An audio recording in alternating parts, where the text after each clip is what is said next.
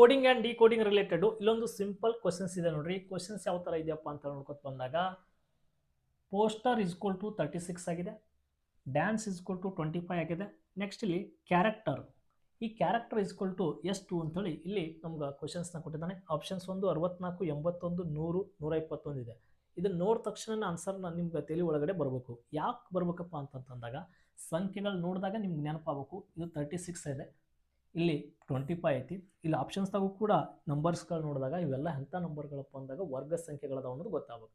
ಈ ಥರ ವರ್ಗ ಸಂಖ್ಯೆಗಳದಾವ ಗೊತ್ತನ್ನೋದಾದರೆ ಇಲ್ಲಿ ನೋಡ್ರಿ, ಪೋಸ್ಟರ್ ಯಪ್ಪ ಇದು 6ನೇ ಅಕ್ಷರ, O 15ನೇದು, S 19ನೇದು, T 20, E 5, R 18ನೇ ಅಕ್ಷರ. ಇವೆಲ್ಲ ಅಕ್ಷರಗಳನ್ನು ಸೇರಿಸಿದಾಗಂತೂ 36 ಅಂತೂ ಬರೋಕ್ಕೆ ಸಾಧ್ಯನೇ ಇಲ್ಲ.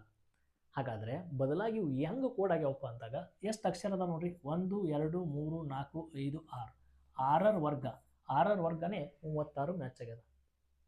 ಇಲ್ಲಿ ಎಷ್ಟು ಅಕ್ಷರ ಅದ ನೋಡ್ರಿ, 1 2 3 4 5, 5ರ ವರ್ಗನೇ 25 ಮ್ಯಾಚ್ ಆಯ್ತು. ಹೌದಾ? ಇದು ಒಂದು ಐಡಿಯಾ.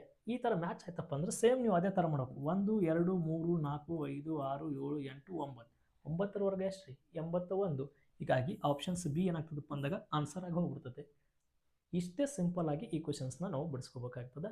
ಈ ಥರ ಪ್ರಶ್ನೆಗಳಿಗಾಗಿ ನಮ್ಮ ಪೇಜಸ್ನ ಫಾಲೋ ಮಾಡ್ಕೊಡ್ರಿ. ಸಾಧ್ಯ ಆದಷ್ಟು ಈ ಥರ ಸಾಕಷ್ಟು ಕ್ವಶನ್ಸ್ಗಳನ್ನ ಹೇಳಿರ್ತೀವಿ, ಎಲ್ಲವೂ ನಿಮ್ಗೆ ನೇರವಾಗಿ ಸಿಗ್ತಾವೆ. ಧನ್ಯವಾದಗಳು ರೀ.